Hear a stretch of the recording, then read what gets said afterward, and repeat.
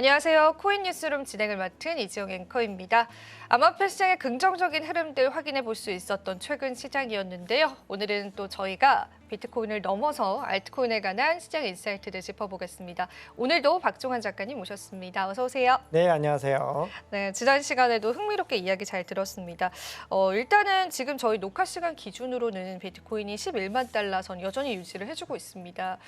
그렇다면 이제 일각에서는 이런 내용도 나올 것 같아요. 매도의 시기는 언제일까? 그럼 지금 매도해야 되는 걸까? 그 부분에 관해서는 좀 어떻게 보실까요?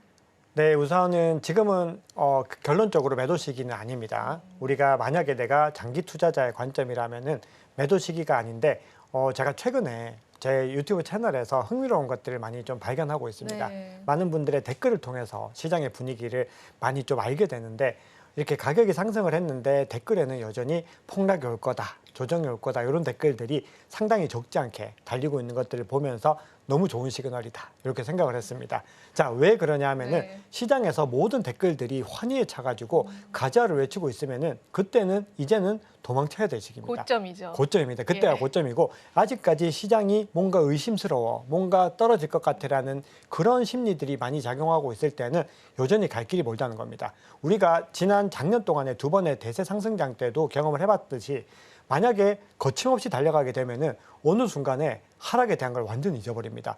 너무 거침없이 달려가기 때문에 앞으로 어디까지 더 갈 것이다 이런 이야기들이 나오지 조정에 대한 부분들이 있게 된다는 거죠. 근데 지금 아직까지는 그런 국면이 나오지 않고 있다. 즉, 첫 번째로 봐야 되는 거는 인간 지표다라는 부분들을 강조드리고요. 우리가 이 인간 지표 외에도 뭔가 객관적인 지표상으로 알 수 있는 것들을 한번 살펴볼 텐데 첫 번째로 볼 지표는 일전에 한번 보여드린 적이 있습니다. 펀딩 레이트 히트맵이라는 겁니다. 자, 이거는 뭐냐면은 펀딩 레이트 추이가 많이 뭔가 과열된 구간에서 색상을 표시해가지고 과열 구간을 알려주는 지표인데 만약에 펀딩 레이트가 많이 활용된다. 이 얘기는 선물 거래 지표에서 롱 포지션이 압도적으로 늘고 있다는 겁니다. 그럼 그 얘기는 선물 시장에서도 모두가 다 가즈화를 외치고 있는 거죠.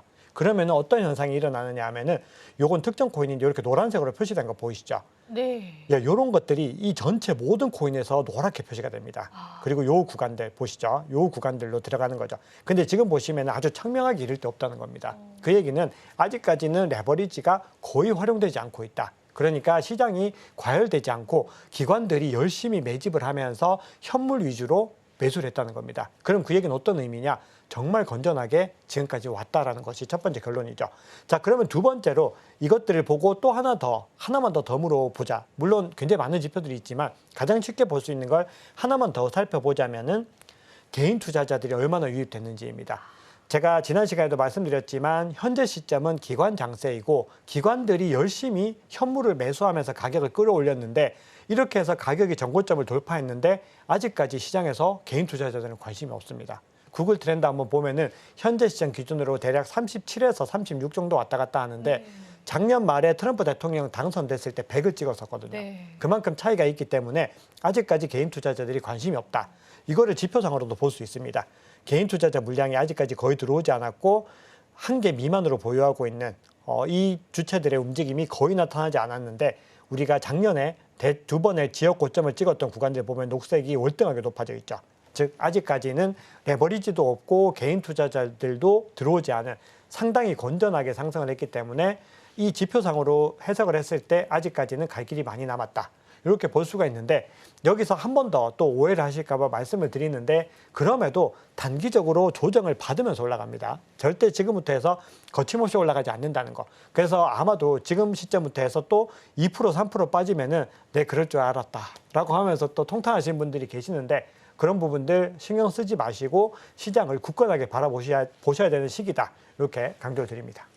저는 이 이야기가 너무나 흥미로웠던 게 사실 이걸 제가 체감을 하고 있었어요. 지난 첫 10만 달러 선이 돌파했을 때는 주변에서 연락이 많이 왔습니다.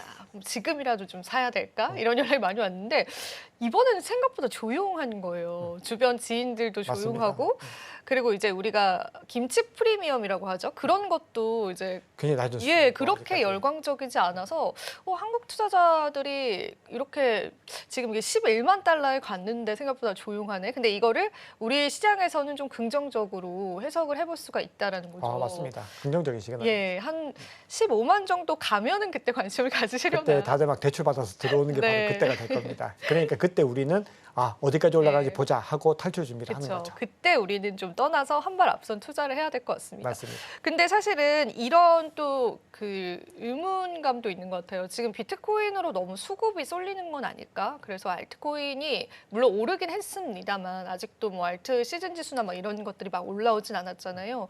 그래서 알트코인 흐름 좀 짚어보면 좋을 것 같은데 알트코인 좀 어떤 상황인지 좀 말씀 좀 부탁드려요. 네, 앵커님 말씀처럼 알트코인이 아직까지 가격이 잘 안 오르고 있습니다. 예. 실제로 잘 안 오르고 있고 그러다 보니까 저희 댓글에서 또 이런 댓글이 많습니다. 비트코인은 가는데 내가 가지고 있는 알트코인은 왜 안 가냐 이렇게 또 통탄의 목소리를 내시는 분들도 계시는데요. 자, 모든 것들은 때가 있습니다. 자본이라는 거는 순환을 하는 거죠. 유동성의 관점에서 계속해서 흐르고 있습니다. 그럼 우리는 여기에서 어떤 포인트를 가장 주목해야 되냐 하면은 비트코인이 이제 막 110K를 넘어선 거죠. 11만 달러를 이제 넘어섰는데 전고점과 비교했을 때 이 정도밖에 아직 못 간 겁니다. 그럼 여기서 만약에 비트코인의 상승이 끝나고 자본이 알트코인으로 넘어간다. 그건 굉장히 좀 불행한 사태인 겁니다. 왜냐하면 비트코인이 월등하게 더 많이 가져야지 자본들이 더 많이 유입이 되고 그 월등하게 간 자본들이 이제는 알트코인으로 넘어가야 되는 부분들인데 만약에 비트코인도 이거밖에 안 간다 그러면 알트코인으로 갈 돈은 없다는 거죠. 결국은 지금 시점에서는 비트코인 도미넌스가 어디까지 더 상승의 흐름을 찍고 갈 수 있을지를 굉장히 주목하셔야 됩니다. 그래서 만약에 이 비트코인이 이번에는 뭐 70 정도까지 갈지는 아무도 알 수 없지만 어쨌든 지난번 트럼프 대통령이 당선되기 전 그 시점 정도까지 비트코인 도미넌스가 올라갈 수 있을지 그리고 여기에서 어느 정도 낙폭을 그리면서 떨어질 수 있을지를 관찰해야 되는 것이 중요하지 아직까지는 알트코인이 오르지 않았다라고 슬퍼하시거나 일희일비하실 이유는 없다라는 부분들을 말씀을 드립니다. 네. 그러니까 비트코인이 조금 더 폭발적으로 올라주고 그리고 그간 관심이 없었던 개인 투자자분들도 우리 시장에 좀 신규로 유입이 될 때까지 좀 그 호흡을 기다린 다음에 그 풍부한 유동성이 알트코인으로 올라가야 우리가 기대할 만한 수익률이 좀 생긴다는 거네요. 너무 정확한 해석입니다. 네, 그러면 저희가 지표적으로 몇 가지 좀 짚어볼게요. 네, 표를 한번 보시면요. 우리가 알트코인 시즌 인덱스라는 표를 알트코인 투자하시는 분들은 그냥 매일 보시는 게 좋습니다. 이거는 블록체인 센터라는 데 가시면은 뭐 구글에서 한글로 알트코인 시즌 인덱스라고 치셔도 나오는 지표인데요. 이 지표를 비트코인 도미넌스와 함께 바라보시면은 자본이 현재 어느 정도 시점에 와 있구나. 이 부분들을 명확하게 이해를 하실 수가 있는데요. 자, 한번 보시면은 촬영 시점 기준으로 아직까지 20입니다. 25보다 하회할 때를 비트코인 시즌이라고 하는데 현재는 압도적으로 비트코인 시즌이라는 거죠. 그리고 어제까지만 해도 이 지표가 14까지 떨어졌기 때문에 강력하게 비트코인으로 자본이 몰려갔다라는 걸 볼 수 있습니다. 그러면은 이런 생각할 수 있습니다. 알트코인 시즌이 안 올 수도 있다라고 하는데 그냥 비트코인만 오르다가 끝나지 않을까요? 라고 오해를 하실 수 있는데 작년에 트럼프 대통령 당선됐을 때와 그리고 비트코인 현물 ETF 승인됐을 때도 어디까지 찍었냐? 75까지 찍어서 알트코인 시즌을 한 번씩 경험을 했죠. 결국은 자본이라는 것은 왜 시장에 투입이 되는지 그 부분이 중요합니다. 돈을 벌기 위해서죠. 그러면은 비트코인이 시가총액이 크기 때문에 아무리 자본이 유입되더라도 올릴 수 있는 데는 한계가 있다는 겁니다. 그러면은 비트코인이 충분히 올랐다고 판단을 하면은 자본이 이제는 어디로 눈길을 돌리느냐? 자연스럽게 알트코인으로 넘어가게 된다는 겁니다. 그래서 알트코인 시즌이 과거처럼 오지 않을 가능성은 크지만 오지 않는다라는 관점은 맞지 않는다는 것이고 우리가 예상하는 것보다는 유의미하게 올 수 있다는 부분들도 아직 유효하다고 생각을 합니다. 다만 과거처럼 아무런 알트코인이나 우후죽순 펌핑하는 것이 아니기 때문에 이번 시즌은 더 엄선해야 된다는 거죠. 자, 결론적으로 이 표를 보면은 아직까지 알트코인은 가지 않았고 알트코인이 본격적으로 완전히 올랐던 그 시점은 이 지표가 75를 넘어선 구간들이기 때문에 아직까지 오지 않았다는 부분이 중요합니다. 즉 알트코인은 아직까지 기회가 많이 남아있다는 거죠. 자, 그런데 이 시즌 인덱스는 좀 단기간의 자료들을 측정하는 겁니다. 즉 시즌에 대한 것들을 측정한다면 이 시즌을 연간으로 좀 확장해서 살펴보면은 어느 정도에 와 있느냐. 현재 27 정도에 와 있습니다. 그런데 작년에 트럼프 대통령 당선됐을 때도 그 구간들 75까지 넘어서지 못했죠. 결론적으로 이 표까지 보면 어떤 결론을 내릴 수 있을까요? 지금까지 과거와 같은 알트코인 대세 상승장은 이번 시즌에서는 경험해 본 적이 없다. 즉 아직까지는 과거 사이클을 믿는다라는 전제하에서는 알트코인이 정점을 찍을 수 있는 기회가 여전히 남아있다. 그렇기 때문에 지금 시점에서 조바심을 내거나 서두르지 마시고 차분하게 내 알트코인들이 우량한 알트코인인지 이 부분들만 점검하시면서 때를 기다리시는 것이 가장 좋습니다. 그리고 분할 매도해야 되는 시점은 언제라고 말씀드렸죠? 요 구간입니다. 이 시즌 인덱스 지수가 75까지 넘어간다. 대략적으로 60을 넘어가면은 이제 추가 매수 이런 거 하시면 안 되고 이제는 서서히 나갈 준비를 해야 되는구나. 이 부분들을 판단하시면 됩니다.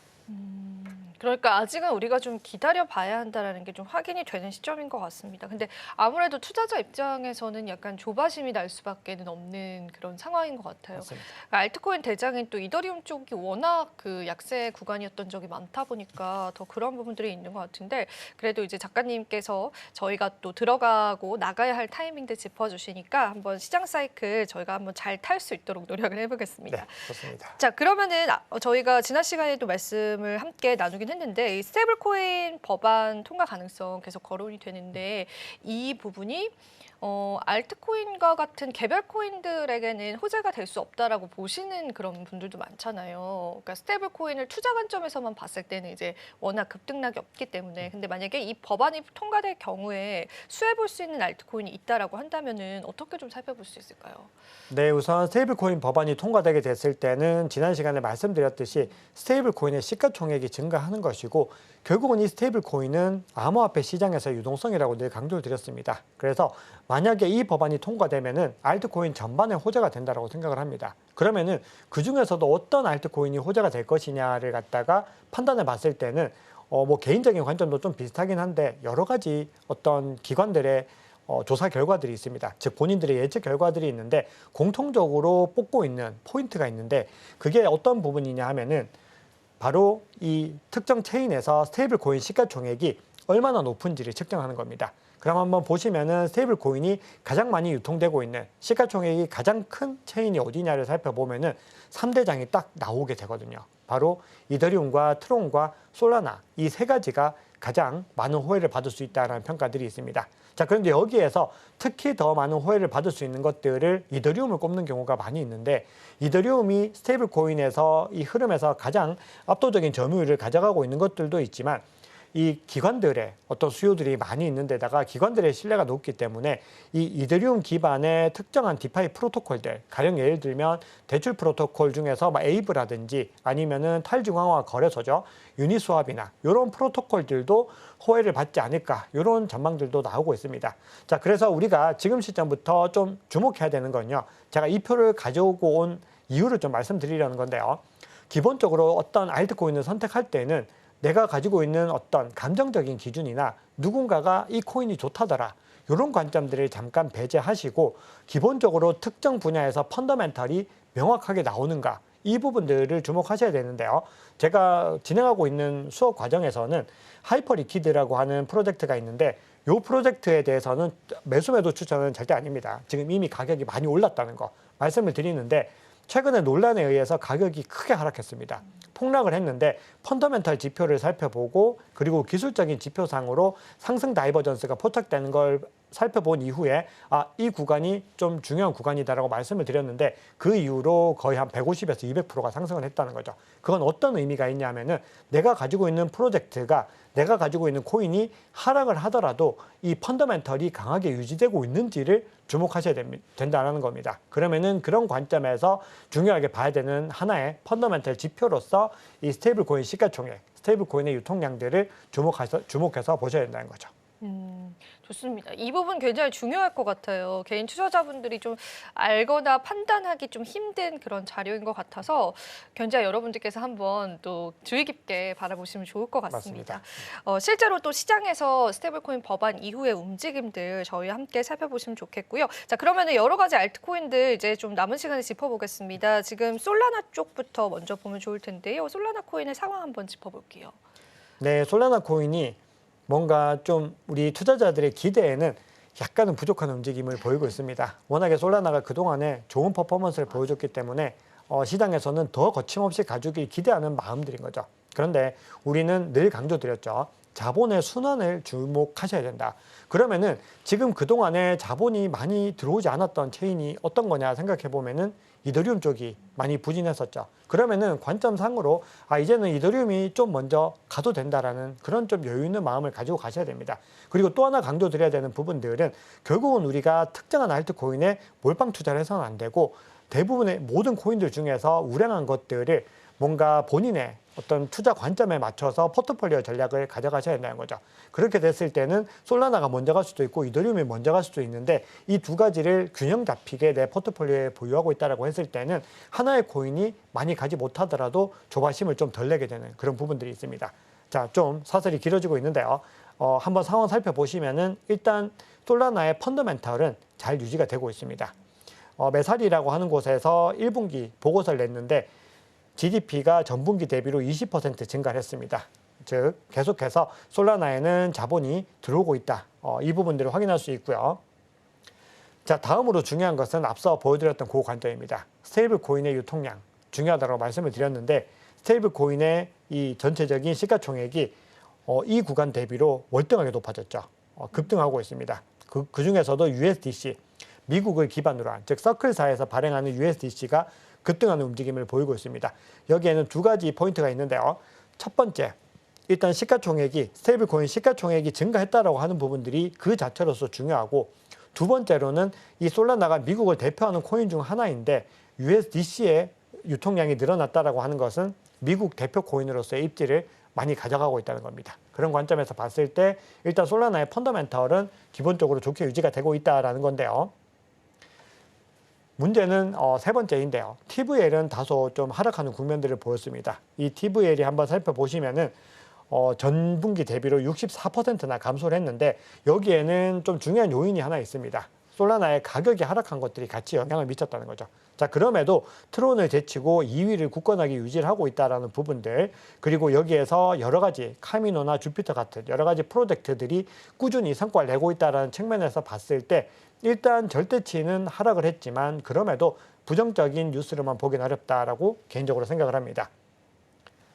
자, 그런데 문제는 펀더멘털은 유지가 되고 있는데 솔라나의 이 추세에 대한 부분들이 좀 문제가 되고 있습니다. 여기에 대해서는 저는 개인적으로 완전히 동의하지는 않고 있지만 알프렉탈이라고 하는 곳에서 리서치 보고서를 통해서 솔라나 비트코인 가격 비율이 있는데 우리가 이 어떤 코인의 추세를 분석할 때 비트코인 대비 가격 비율을 많이 측정을 합니다. 그래서 이더리움이 얼마나 많이 하락하느냐를 평가했을 때 비트코인 대비 이더리움의 가격 비율을 봤듯이 현재 솔라나가 비트코인 가격 비율 대비로 계속해서 떨어지고 있는 것들을 이야기를 하면서 일단 전체적으로 솔라나의 추세가 약해지고 있다. 이렇게 진단을 했습니다.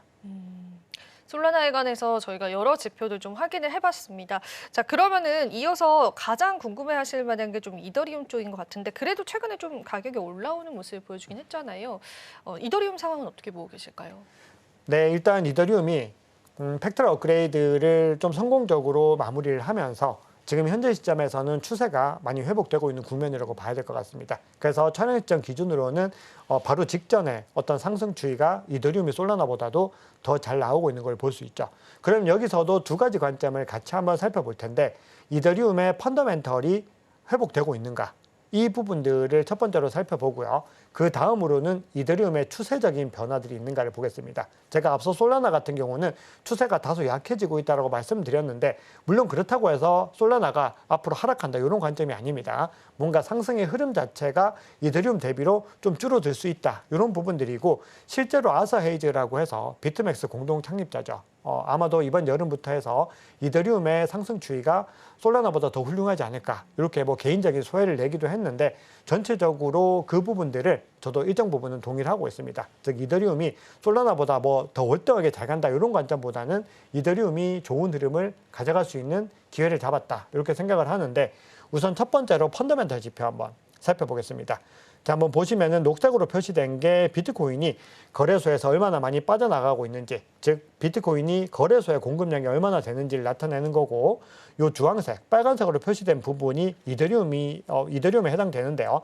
비트코인이 하락하는 것만큼 이더리움도 꾸준히 하락하는 추세들을 이어가고 있습니다. 즉 이더리움의 거래소 공급량은 계속해서 감소 추세를 이어가고 있고 이 얘기는 이더리움에 대해서 신뢰하는 투자자들이 여전히 계속해서 유지가 되고 있다는 겁니다. 그래서 이더리움의 펀더멘털은 일단 괜찮다 이렇게 평가를 할 수 있고요.